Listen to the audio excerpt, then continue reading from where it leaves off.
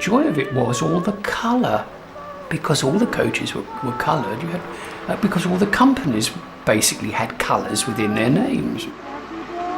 Every company had a different livery, and you recognised which coach you were going for by the colour of the coach, basically. You had the wonderful green coaches of the Southdown Company. You had the dark red of East Kent, and you had the lighter red of Thames Valley. These were the 1950s, a unique era of travel between the heyday of the railways and before mass air flights took off, when the coach became the people's transport. Together, they ventured out from sleepy villages and chimney-choked towns into the big wide world. We had a rainbow that started at the coach station, and the colours spread to all the ends of the kingdom. We were a rainbow.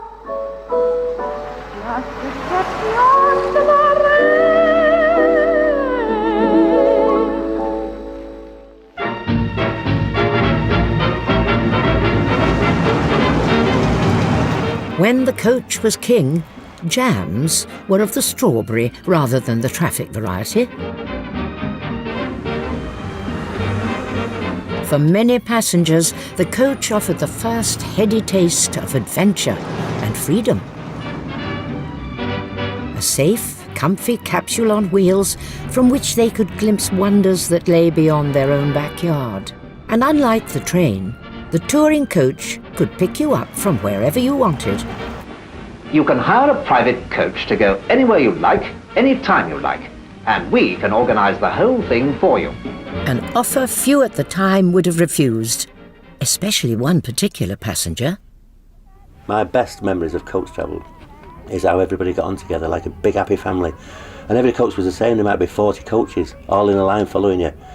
And if you pull up anywhere, you could hear people in the coach behind singing and having a laugh, It was wonderful.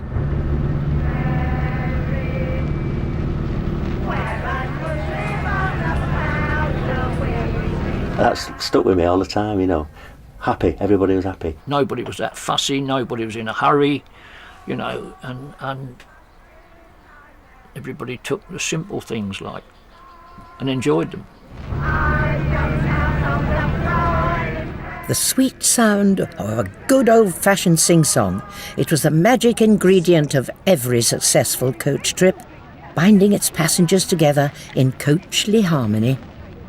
I think camaraderie is something, it's rather a well-kept secret with coach groups. And people get up and impersonate, stars like that, and comedians with the flat caps and things like that. Some of the men would get up and stand at the front and have the place in roaring laughter. Everybody used to be hanging out the seats like this, looking down, and then just standing up and cheering and clapping. And if you think that's what I look, I'll tell you why I'm here and what my... I can remember people taking George Formby off. He was one of the most popular ones, I'm leaning on a lamppost at the corner of the street in case a certain little lady comes by. There was one group we used to tell you so many jokes, you'd have to pull up and have a rest because you couldn't listen to them all. It didn't take very long for parties to gel. Everyone became very attached, to each other. They surely did. In the days before air conditioning, even stifling summer heat was all part of the onboard atmosphere. Some of the men would be sweating that much because they still wore the suits on, they didn't often take the jackets off in those days. They'd still be sat all suited up, nice and posh. So when they started sweating, they got so hot. They used to take their hanky out of the pocket, put a knot in each corner, and then put it on top of the head, pull it down over the head, and they'd sit there. And it'd stop the sweat coming down the face, you see. But then after about 10 minutes going out, the hanky would get red hot, full of sweat and wet, so they'd take it off into the... it was lino on the floor in those days, all cloth down the middle, so they'd wring it out and all the water would go on the floor. Then they'd put it back on their head and they'd be like that, gasping. Whether it was on express journeys or touring trips, these sweaty encounters were unique to the communal coach experience. But rather than putting them off each other, they brought them closer together. We were all very friendly, and it was quite an emotional time when we all said goodbye. The coach was driving its way into the heart of the nation, joining up Britain's villages and towns like a giant dot to dot along well-worn routes carved out by the stagecoaches of the previous century.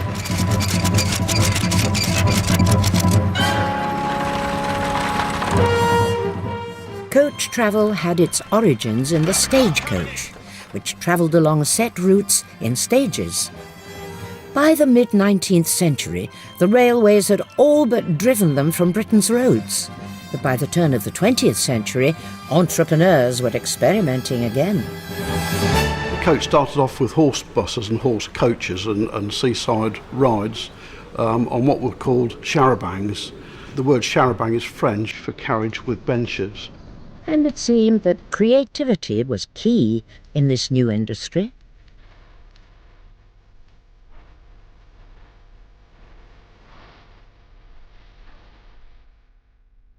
But firstly, before they got the posh charabancs, which was the one with hoods on, they used to convert just normal haulage lorries, folding steamers. They were folding steamer lorries, and they used to convert them at weekends. They used to do removals in a week with a container body on the back.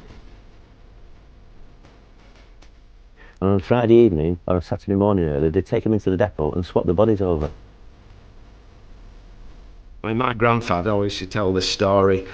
He lived in Woodford Green, Essex, and the local pub was obviously a stopping off point for coaches returning, or charabancs returning to the East End of London, and they would stop of an evening, and it's a bit like a Laurel and Hardy film. They would get out of one door, get back on drunk, and then get out the other door. So whoever's organising, and he claimed it was the vicar with the church outing, which I think is a bit extreme. They used to borrow the church pews from the local church, bolt them to the floor of this sort of makeshift, I'd call it a hut really, with curtains.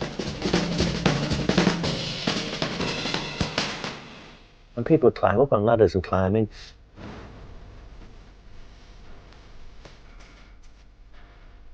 This design was called the slipper because it was shaped like a bedroom slipper. But you can guarantee the journey was anything but cosy and comfortable. All these early charabancs were originally on solid rubber tyres, all the bigger ones, until the mid-1920s, because pneumatics didn't really come in until then.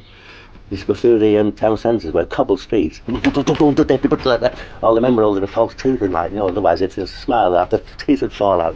And there's that rickety bang, bang, bang like this. But not all charas were so makeshift. Then they got the luxury one, a purpose-built one, which was what my grandparents first went on, and that was real luxury. Proper seats in it and everything, like long, they used to call it a toast rack, because it was like a toast rack. All the seats were long. The little doors, they had 10 little doors along the side of the coach, and everybody got in their own little door like and sat on the seats. The toast rack, with the passengers all lined up inside like boiled egg soldiers. Slippers and toast racks. What would they think up next? Enter the horn. The driver has a bulb horn here to tell people to get out of the way, but he's got another little trick up his sleeve here, and that is an exhaust whistle, and this blows gases from number 4 cylinder. Every time it comes up on the firing stroke, it'll whistle. And passengers had to be equally inventive when it came to keeping dry. When it rained, people didn't bother about pulling the hood up. If they were only going to local or Blackpool, they'd put the umbrella up instead. And they'd all sit under the umbrella because it only chugged along about 8 miles an hour, you know. So instead of messing about stopping the charabanc, pulling the hood up, just put your umbrella up, and they all sat there under a brolly like, you know, happy as Larry.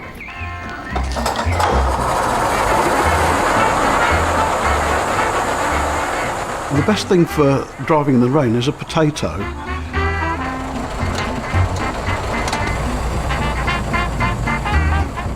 If you cut a potato in half and smear it on the windscreen, you don't get lots of little drops of water.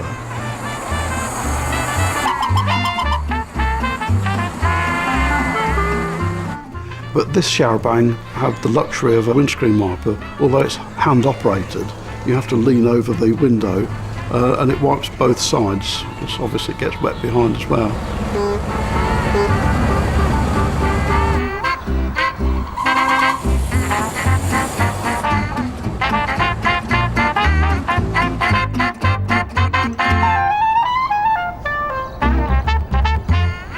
In 1911, a group of passengers were due to take a train from Rochdale to Torquay. Among them was a young girl whose singing talents would go on to play a special role during the Second World War. Her name was Gracie Fields. But there was a problem. In June there was a train strike and they couldn't come down. They was all absolutely upset. So they got the chap that was working for them, Robert Holt, who came in to be Yellowways.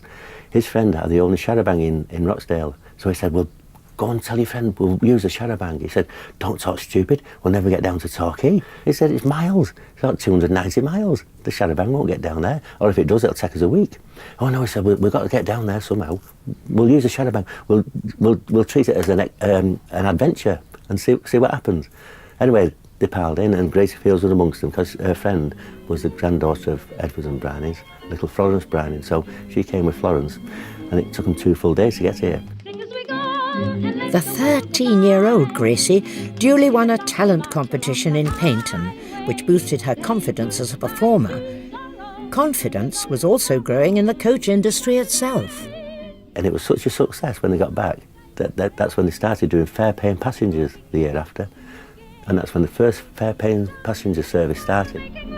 Holt Brothers Yellowway became the pioneers of long-distance travel from the northwest to Torquay. So Yellowways were on the map. And by the end of World War I, so were a good many more coach operators. The First World War made all the difference because not only did the internal combustion engine get more reliable, had to do because of the circumstances. At the end of the war, there was a huge number of army lorries thrown into the market, army surplus, which were very cheap. I understand soldiers were given a lump sum, thank you very much, off you go. And a lot of them bought the lorries. And in those days, you had a chassis and the lorry body was just bolted onto the back. And the clever ones, Monday to Friday, used them to carry coal, goods or whatever, and then put a different back end on and carried passengers at weekend. Perhaps more importantly than the technology was the fact that the war produced soldiers or ex-soldiers who were skilled in engineering, who could maintain these new motor vehicles, knew how to drive them. Many of these men were looking for things to do in the new post-war world. In the 1920s and 30s, motoring had really arrived, and it produced a social revolution as people began to take to the road for pleasure outings. For those who couldn't afford a car of their own, there were the charabancs and the motor coaches. It was little wonder then that when the railways went on strike again in 1919, coach companies jumped at the chance to put on extra services. People still wanted to travel, and so Royal Blue and other coach operators put on services during that period, and they proved to be popular, sufficiently popular that some of the services continued. Services by Southdown from Brighton, for example, services from the north of England, basically to London. Those early coach operators were canny businessmen, keeping their fares well below the cost of a rail ticket. And the brand new passengers who'd tried out coach travel during the rail strike ended up staying. And so a whole new business grew up as a result of that rail strike, offering the opportunity to people like Royal Blue to start running long-distance services. Until 1930, the coach industry was running pretty much as it wanted. Anyone could set up a business, and you didn't need a licence. Usual problems came as a result of this. There was no regulation. Safety became an issue. There was no driver's hours. Drivers were working long hours for not a lot of money, so were almost 24 hours. The road transport scene was almost unregulated in the 1920s. There were no or few speed limits. People didn't have to take driving tests, and the death figures were horrendous. Something had to be done. The words traffic commissioner suddenly appeared, and the traffic commissioner, of which there was a number regionally, was God. In 1928, there were only just over 2 million vehicles on the road. Now there are about 34.5 million vehicles on the road. In 1928, there were almost 6,000 deaths on the road. Now, with 17 times the number of vehicles, the figures are down to about 2,500. So it shows something had to be done. People were being killed. Coaches and buses and lorries were fighting for trade, and really the public needed protection. After 1930, if you wanted to operate a coach service, you had to have a licence, and to match its new regulated image, the industry needed coach stations. The places where people were picking up coaches, Grosvenor Gardens and other areas in London, they couldn't cope with the number of coaches, and the traffic was just too much. And the police in London were getting a bit stroppy with the coach operators, saying, you're going to have to do something about this. There was no, in 1930, big coach stations like Victoria. Coaches were scattered all around London. The embankment was completely jammed with coaches going off all parts of England. And so it was desperate to find somewhere to have as an off-street terminal. But finding available plots of land in central London was not easy.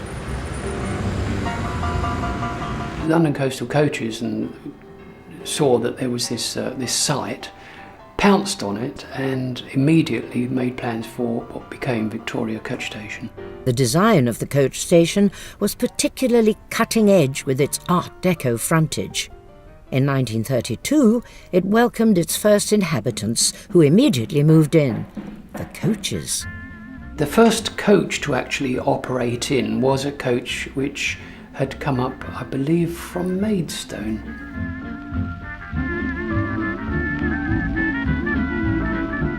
So we had the coaches, we had the coach station. All we needed now were the passengers. And those came in droves with the passing of a new government bill. So in 1937, there was the Holiday with Pay Act. And the government tried to encourage employers to pay workers while on holiday. So before 1937, workers could only really afford to take one day off, so the charabanc was the cheapest and best way to take that holiday. So only 1.5 million people before 1937 had holidays with pay. After 1937, that rose to over 11 million people. So people could afford to take a few days off alongside perhaps the annual holiday. On the back of this, Billy Butlin sets his camp up in Skegness in 1936, and there's a roaring trade. With Britain's new holidaying population, the coach now had a ready market of willing passengers. But World War II provided another unscheduled stop. Gradually, the operation of coaches was restricted. The Green Line services in the London area were stopped. Some of them came back, but most of them were stopped. And eventually, I think in 1941, the Ministry of Transport stopped all but essential coach services. The war wasn't all bad news for coaches. The end of hostilities and the social revolution that followed would help create the conditions for the industry's expansion.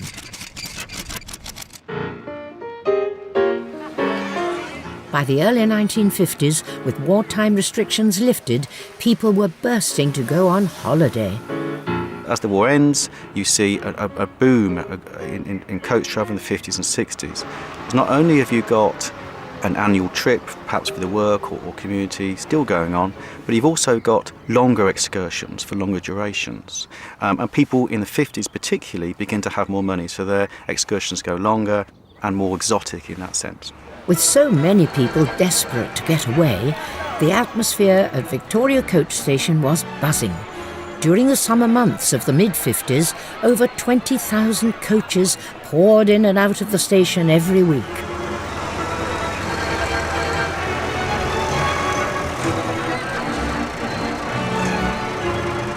The feeling was there are all those people wanting to get away. It was a challenge.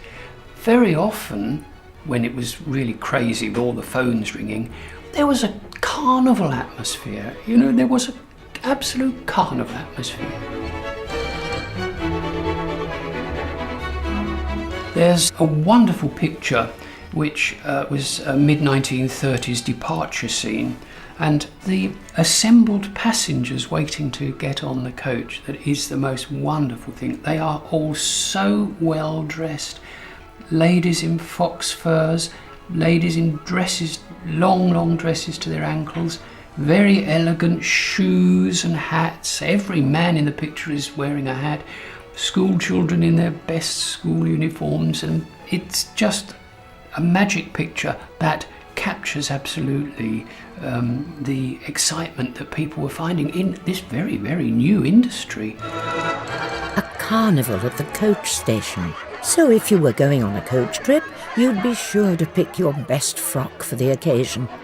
The ladies, strangely enough, used to wear a headscarf with their hair in rollers. They had the best clothes on, so their hair would be nice. When they got to Torquay, before they went in the guest house or wherever they're staying, they got off the coach, and the first thing they did was go to the cafe in the ladies' room and take their hair out of rollers and do their hair. And then they get in the taxi or the bus, and so they turn up at the hotel looking right posh, like, you know. That was fascinating me. This magic days, absolutely magic days.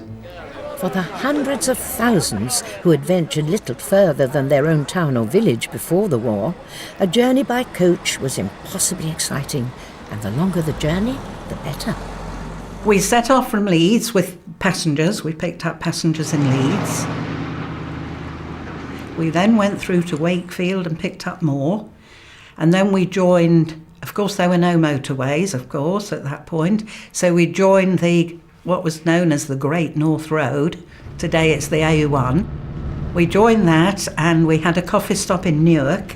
And again, other passengers joined from the east side of Britain. And then it was on. We had a full 3-course lunch in Buckden, Cambridgeshire.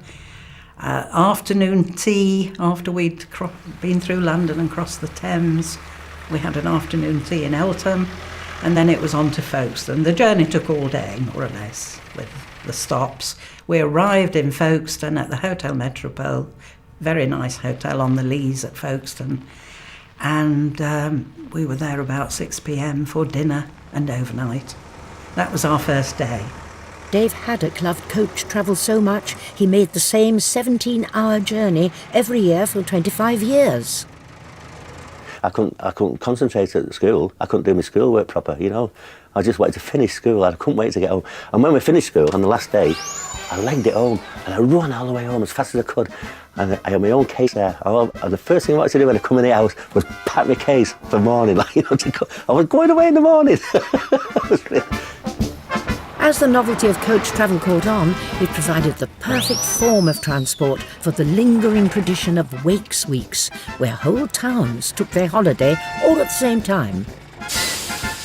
One of the highlights of the year for many people was the annual holiday. And in industrial towns, this was often coinciding with the factory shutdown.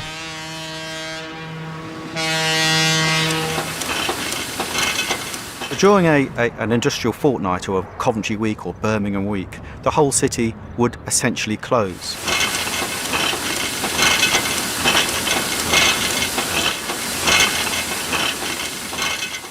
You would walk down a sort of industrial district and not hear any machinery going. There'd be no transport connected to those factories. It'd be a ghost town, effectively.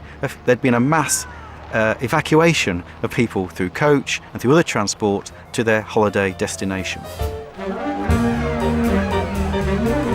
And so everyone had to go on holiday that week, and people describe what it was like on the first Saturday of the holiday, with neighbours standing on street corners with their children, suitcases, buckets and spades, waiting for the local coach to come and pick them up and take them off.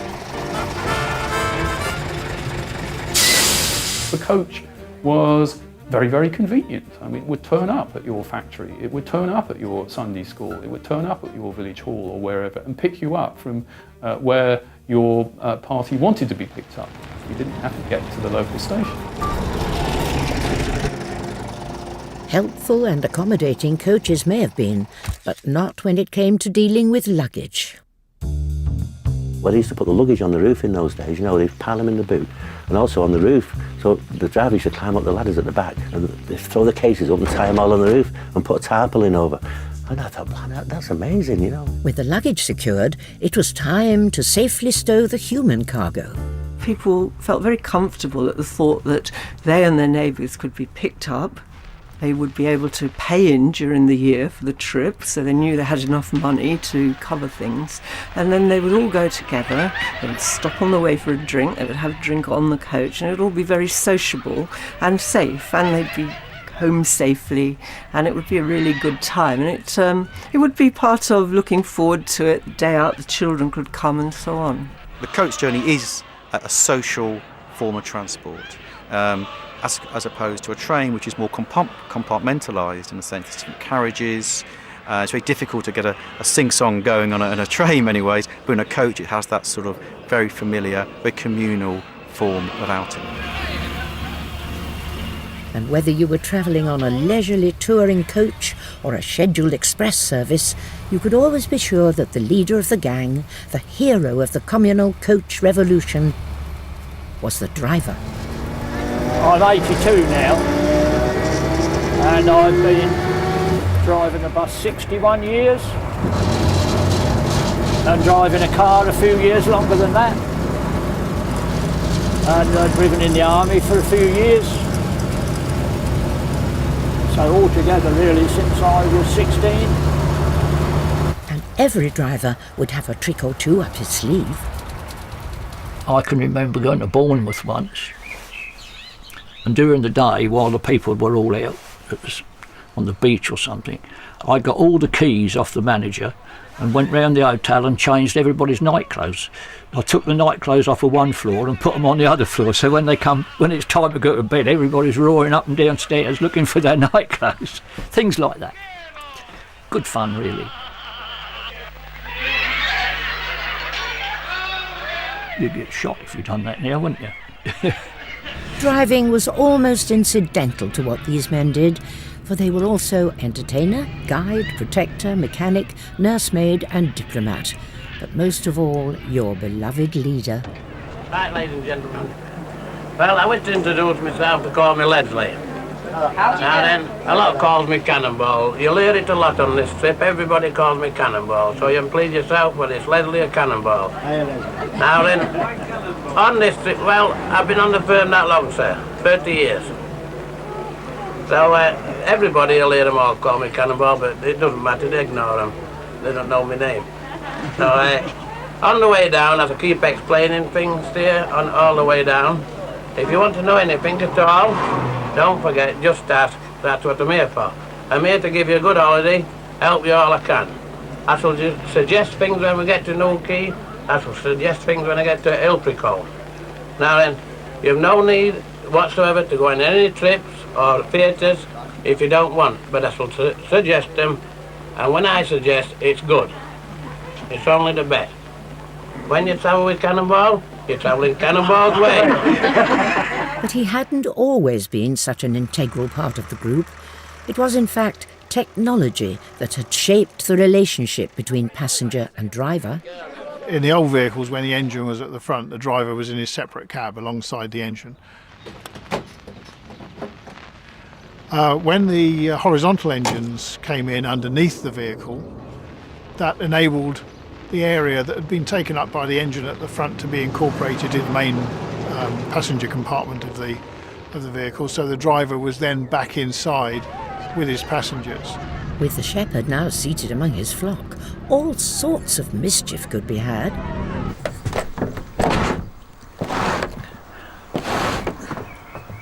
And quite often on trips, especially trips like bed makers, trips like that, they would say, Cyril, it's hot in here, can you open the roof? So you'd have to stop and open the roof. And you'd be standing there trying to push it back because it was always stiff, and two of these ladies here would quickly have your trousers down, which used to cause a great laugh for everybody. If it was in the morning, it sort of loosened up the day a bit. And it wasn't always the passengers providing the entertainment. More often than not, it was the driver. Many years ago, I was told the story of in the early 60s of a man who was a one-man band. And he used to strap a drum to the back of his seat, and he would have drumsticks on his elbows as he's round. He would have a mouth organ strapped round, you know, and he would go bang, bang, and sing. A lot of them could sing as well. No, we used to join in because that made them feel as if you was part of it. You know, used to go to Scotland. When we went to Scotland, we used to take a kilt and that sort of thing. You know, lots of people done that. So you took part in whatever was going on. You had to think about the fact that you was going to get a tip at the end of the job. So the more you joined in and the more they enjoyed themselves, you hope that you'd get treated better. See you again. Bye-bye, dear. Don't get lost now. Hey, what's that? Well, I mean, if you went away for a week, I can't remember, but I mean, if you got any more than sort of for a week, any more than £5, you was really doing well, because £5 was a lot of money. You know, I think wages then were about 30 bob or something, weren't they? Yeah, it was. I don't think you didn't play on that much, but it was always, I think, in the average coach driver in the back of your mind, what am I going to get when I get back on Saturday? You know? Many drivers were incredibly inventive when it came to earning their keep. One of my favourite stories is regarding Wallace Arnold drivers in Ilfracombe. A lot of tours to Ilfracombe in the 60s and 70s, which meant that every day of the week there was a Wallace Arnold driver in Ilfracombe on a free day. And they came up with the idea of how they could earn some more money. They would get a job. And one of the leader of the gang went down to the council and got himself a job as a deck chair attendant. He was only free for one day, but there were 6 other men. So every day of the week there was a Wallace Arnold driver in Ilfracombe. So it was Jeff on Monday, George on Tuesday, Fred on Wednesday, so. And once a week the wage packet came and it was shared out amongst the 7 of them. On one occasion, there was about 3 or 4 drivers in town, and they all met up in the pub one lunchtime for a get-together and a natter.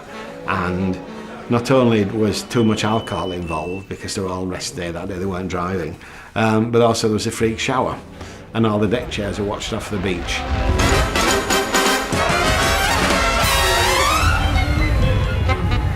And Jeff was sacked, along with George and John and Bill and whatever else. But the most popular money spinner of all involved a piece of chalk and a tyre. On some trips, not all of them, if people were in the mood for a bit of gambling and like something different, a bit exciting on the way, you'd put all the numbers on the tyre and put an arrow up here. Well, I'd just put this one like this. And then everybody would pay like 2p or something in those days.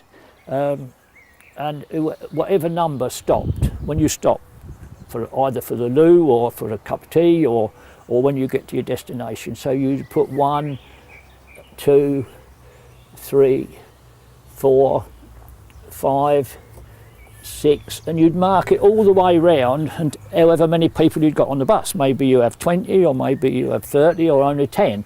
And then when you stop, whichever number stops opposite this arrow collects the winnings. And everybody used to get very excited about that, I can tell you. And then you could do it again on your way home. But everybody used to get upset if you rubbed up against the curb and rubbed all the numbers off on the way, and then you just stop and put some more on. But that's how it worked.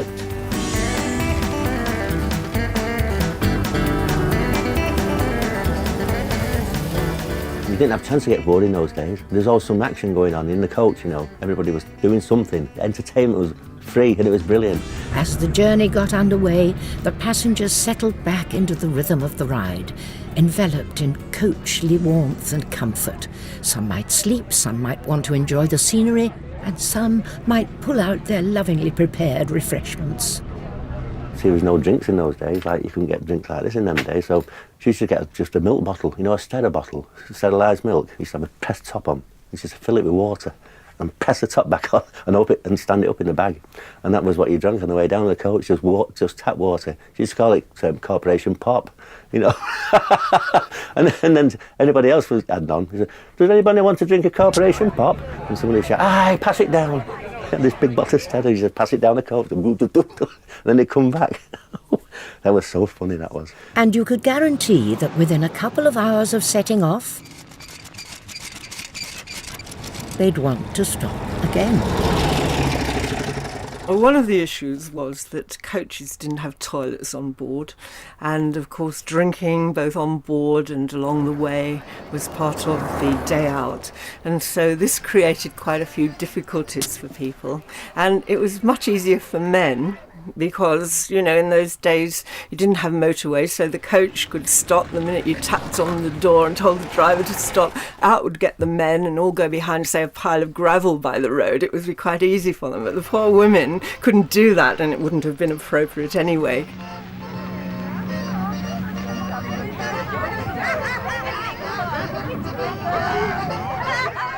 There was one coach driver. He used to take a tent, like a sort of a bathing tent, little bathing tent, and a little portaloo thing, like a potty, just a normal potty for the ladies. And if anybody was bursting, he'd pull up at the roads, especially with the traffic jam, because people got desperate, you know. So what he'd do with the ladies, he'd run out the coach and set this little tent up. It was something he got from the GPO, what they used to put over the manhole covers. And he used to set this tent up at the side of the coach. The ladies would come out and go in, and they get the little pot, throw it in the bushes, and then the next one would go in and they do the same. What became really important were halfway houses, and I can remember my own relatives years after they stopped going out by coaches from the East End to Southend pointing out the halfway house along the way to Southend, and it was a great relief for the women to be able to get out and have a pee at those places. You would have a situation where you'd probably have 10, 15 coaches, you could have 400 people there. 2 toilets, 1 gents, 1 ladies. Not 2 blocks of a gents toilet, a ladies toilet. Huge queues at the toilet. People couldn't decide whether to go for a drink and then queue for the toilet, or queue for the toilet and go for a drink. Half the party was queued at the toilets, frightened to miss the coach when it left. Right, we've got 10 minutes, we're going, 10 minutes. And there could be a queue, a 20-minute long queue, so you'd have to just wee where you could, anywhere you could. On the way to Southend, there was a sort of a drift, an old road, disused road, that everybody used to back in there. Not everybody, but lots of people did, and get their beer out, you know, at the afternoon stop. All these old ladies used to go down this drift road to have a pee, you know, and then 1 or 2 of the clever ones, they'd get a bottle and stand it upright in the ground and put a rocket in it, you know. You know what a rocket is, don't you? Just put the wooden bit in, and then just before it was going off, kick it over so it went down this drift road and lit it all up. And there's all these ladies having to pee down this road. That used to be great fun, that did. Mind you, they weren't right next to you. They was like where those trees are, really. That used to be good fun. I only met recently quite an eminent professor of history at Oxford who told me that when he was a student on a coach, he had actually resorted to peeing in his briefcase in desperation. Those are fascinating days, how people put up with travel and they didn't expect nothing else, because that's all they knew, you know. It was just part of the journey, part of the travel. If you want to go down a long journey, you had to put up with whatever circumstances hit you, like, you know. But it was an old friend who came to the rescue of the desperate coach passenger, the good old British pub. An important impact that these New Day trips had was that pubs started to change. And suddenly you saw for the first time the classic sign, "Coach parties welcome." And it was a match made in heaven. If it was a biggish pub, they would open in the morning, you know, for drinks and tea and coffee.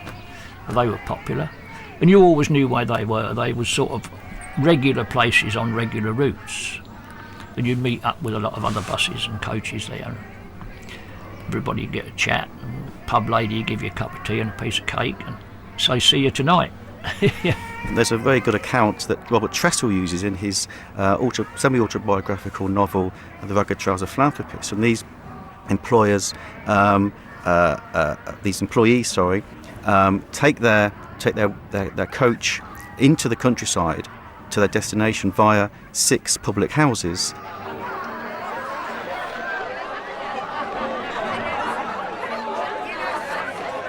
To get to the destination, which was a public house. As coach travel swept through the country, there was one place which stood out among all the others and became the unlikely hub of the industry. Stately Cheltenham. Every coach company in the country used to meet there, you see. Cheltenham was the home of Black and White Motorways, part of a team of 6 coach operators who'd come together in 1934 to pool resources. With its convenient geographical location, it naturally formed a central axis for coach journeys. People used to change from Yellowways coach if they're going to Wales or they're going to Bournemouth or going to London. They'd get as far as Cheltenham from Manchester and they'd change to a different coach, you see. That was okay doing that. But if you went into the cafe and you was carrying on down to Torquay, there could have been about 40 Yellowway coaches on the car park and about another 40 on hire to Yellowways. The times of the services were such that they would all arrive into Cheltenham at set times, ready to all depart at the same time. Now, the principal departure from Cheltenham was the 2 o'clock departure. So when you went in the cafe, you was that desperate to get in the cafe, to get in the queue, that when you came back out, where's my coach? You didn't know where your blasted coach was. So you had to, hopefully, a lot of people used to look for the driver. So they used to wait for the driver coming out of the restaurant and follow him then, you see, like the Pied Piper, like, whoa, here's the driver, laughing. But a lot of people, if they missed the driver, but they were searching for ages. And the driver used to have a count on the coach and there could be half a dozen people missing. With up to 200 coaches on the forecourt and up to 40 in the same livery, trying to find your own vehicle was like a game of musical coaches. And then at 2 o'clock, all the coaches would leave together, and for about 15 minutes or half an hour, the centre of Cheltenham was absolutely log-jammed.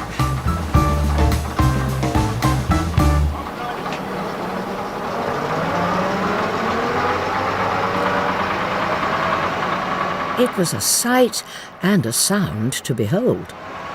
It was called the mass exodus, and that was when every coach left the depot.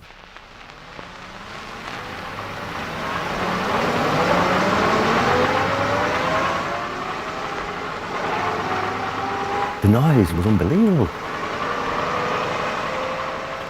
You could tell what sort of vehicle it was, whether it was an AC, a Crossley, a Gardner engine or something like that. They all had different noises.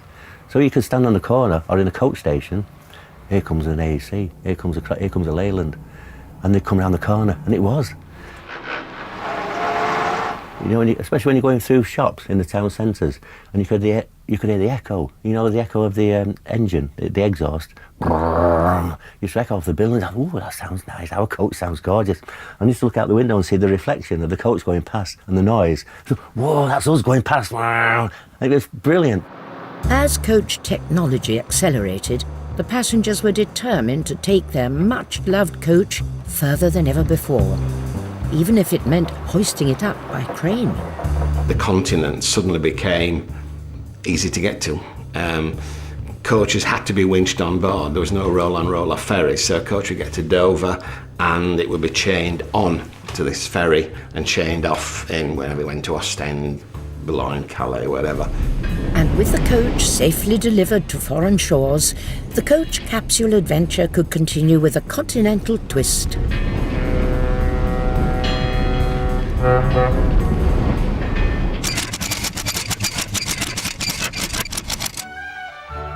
Our first night on the continent was Reims, which was very nice. We usually sample the champagne, of course. And then on to Interlaken for 6 nights, where we stayed at the 5-star Victoria Jungfrau.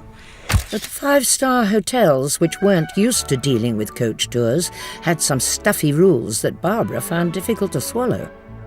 My driver, Stanley, and I had seated ourselves in the main dining room when I was told that the managing director would like to see me at the desk. I went along and he said, "I'm sorry, but in this hotel, chauffeurs must eat in another dining room." And I was very put out by this. I was quite indignant and said, "Well, that's ridiculous." I said, "We eat together at all the other hotels," to which I was told, "Yes, but this is the 5-star Victoria Jungfrau." And I said, "Well, if my driver has to eat elsewhere, I must eat with him, because we are a team." And so Stanley and I were moved actually into a very nice ballroom with a painted ceiling, and there was a little area that was roped off, and we sat there with the 4-piece band. And the band played on, until 4 seasons later, the Interlaken Hotel came to its senses. And at that point, the head waiter came to me and said, "Oh, the managing director says that you and your driver may eat with the people." So we were moved from behind our little roped area, just a few yards, into this lovely ballroom with our passengers. And at the end of the season, when the passengers were moved back to this lovely main dining room at the front of the hotel, we moved with them. So we broke their laws, we broke their rules. With coach parties breaking down the old order and cutting new paths through Europe, the coach responded to the latest demands wherever they came from. Austria, Swiss are always very, very popular. Wonderful scenery. People have heard of the places they're going to. And every so often, you would get something like The Sound of Music would come along, and you would have this wonderful vista of Salzburg, and all of a sudden holidays to Austria would go up.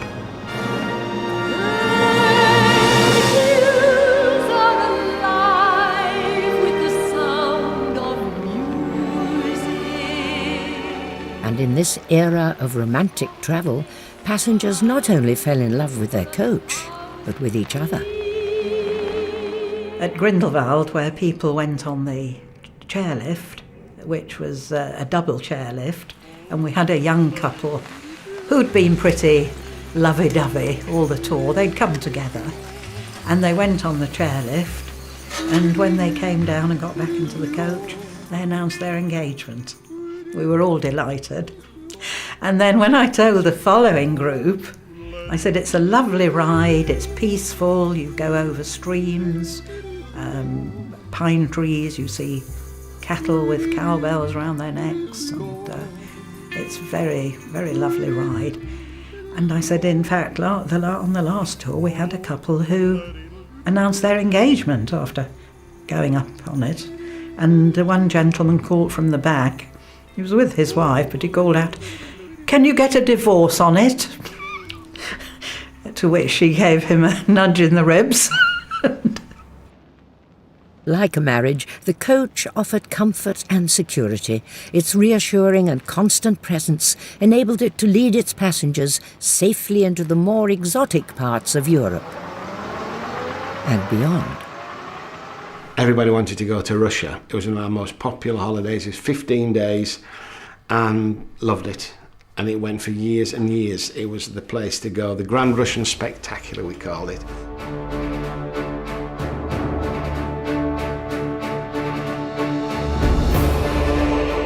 In St. Petersburg, the part of the coach near the hotel, and this shady-looking man came up and said, "Would you like us to guard the coach?" And they said, "What do you mean, guard?" "Well, it's a bit rough around here, you know." And they said, "Well, how much is it?" And I think he charged the equivalent of 50p. And he sat all night with his Kalashnikov rifle in front of the coach outside the hotel. The feeling that you could get in a coach very locally and go to somewhere pretty exotic with all your luggage and your neighbours on board, and then come back again with them and be dropped back in the same place, such as Bolton, was very attractive to people. While coach tours were busy invading other countries, back in Britain, we were advancing on the home front too.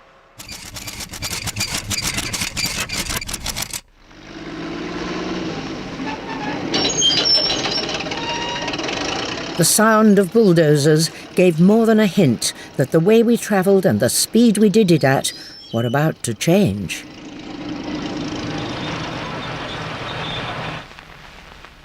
Work began on Britain's first motorway, the Preston Bypass, in 1957.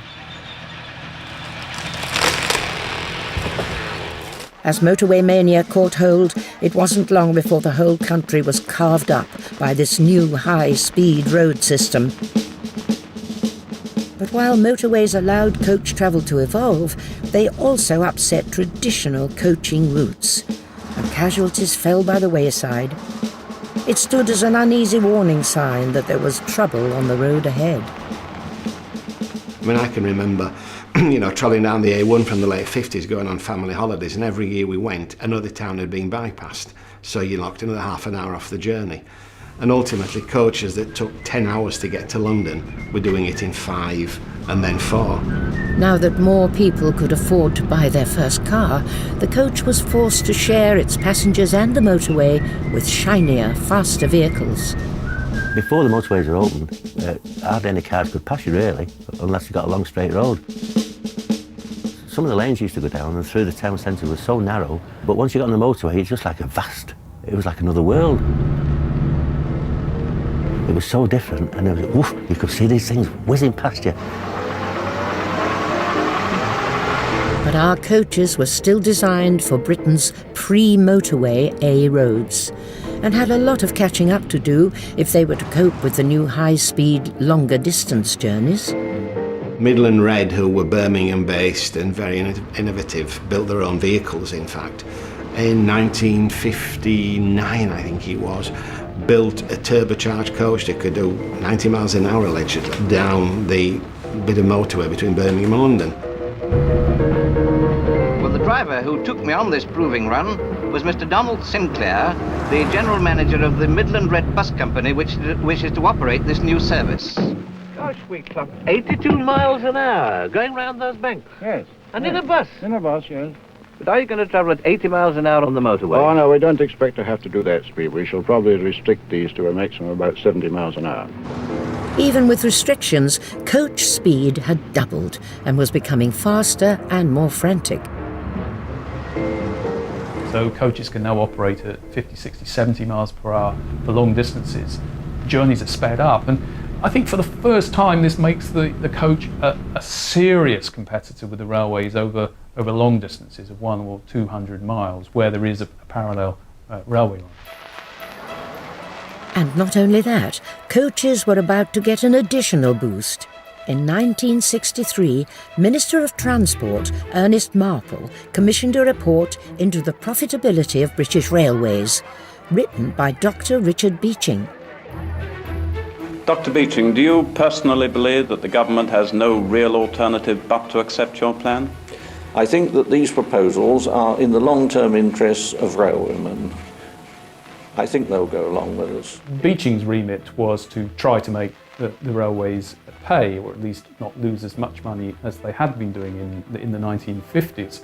And he took a long, hard look at some of the traffic which the railways had traditionally carried, like large numbers of people to and from seaside resorts for just a few weeks in the year, and basically said the railways should not be in this business. Today's report will shape the future of the system. More than 2,000 stations will be closed. The most dramatic effects are in Scotland. Remote areas of the Highlands will lose their services. Wales takes a body blow as well. Holiday resorts in the West Country share the fate of many market towns. No station, no passenger trains. In the northeast, little more than the main north-south links will remain. It was a brutal blow to the railways, but it meant that many more express coaches were needed for direct routes. If someone wanted to go from London to South Wales in the 50s, they would go to Cheltenham and connect with a service from Cheltenham to South Wales. As soon as we got a motorway, we had through services from Victoria to Newport and Cardiff. So we suddenly cut out Cheltenham. And the sad thing is that Cheltenham, which had been a major hub in the coaching map, was no longer needed, and the coach station at Cheltenham closed, and it just became a point on a timetable. As Britain's motorway network continued to grow rapidly throughout the 1960s, so did our holidaying habits.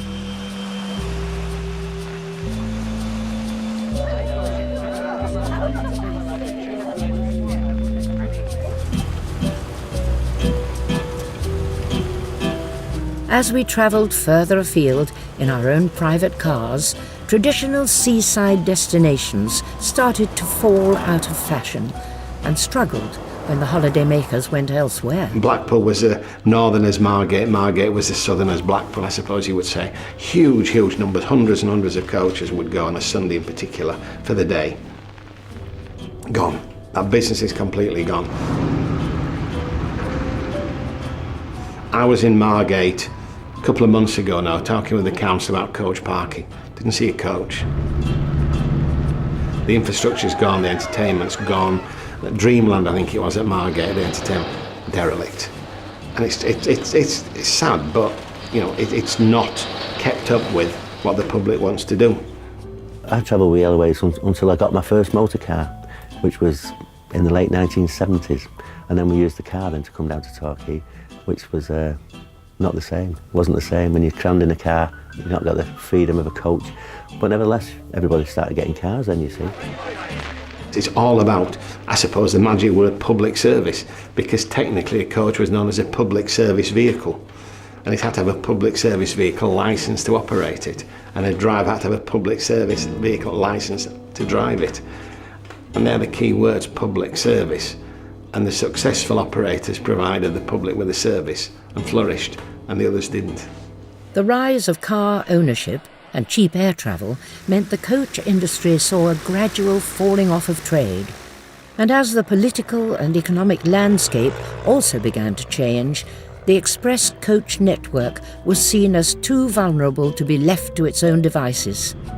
In 1969, the coach industry was nationalised. 3 years later, it was brought under one corporate livery, which became National Express. With the emergence of National Express in the early 1970s, operating over the motorway network, which by the end of the 1970s was essentially complete, we reached the end of an era.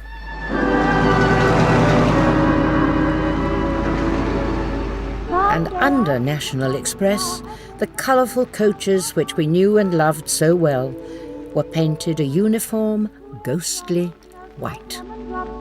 Whilst it caused a lot of heartache and, you know, amongst traditionalists, I have to say, if you want a network, then you have to have a standard livery.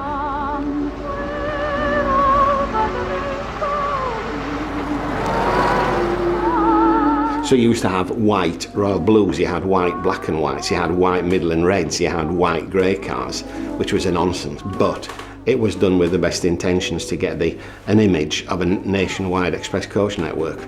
This idea that with the prism that the colour white divides up into all the colours of the rainbow, and now come nationalisation, all the colours of the rainbow were being pulled back in to the colour white. It almost epitomised what had happened to the industry there, because at that point a lot of that wonderful familiarity, that wonderful family feeling was automatically lost. You know, I've been out of the industry now for 5 years, and I have to say, looking back, I sent out the best of it. With the loss of the colour, we had lost the personality of the business, the really, really lovely specialness. The colour had gone out of it. The colour, I don't think, will come back again, not as it was. Little bluebirds fly beyond the rainbow, why oh why not?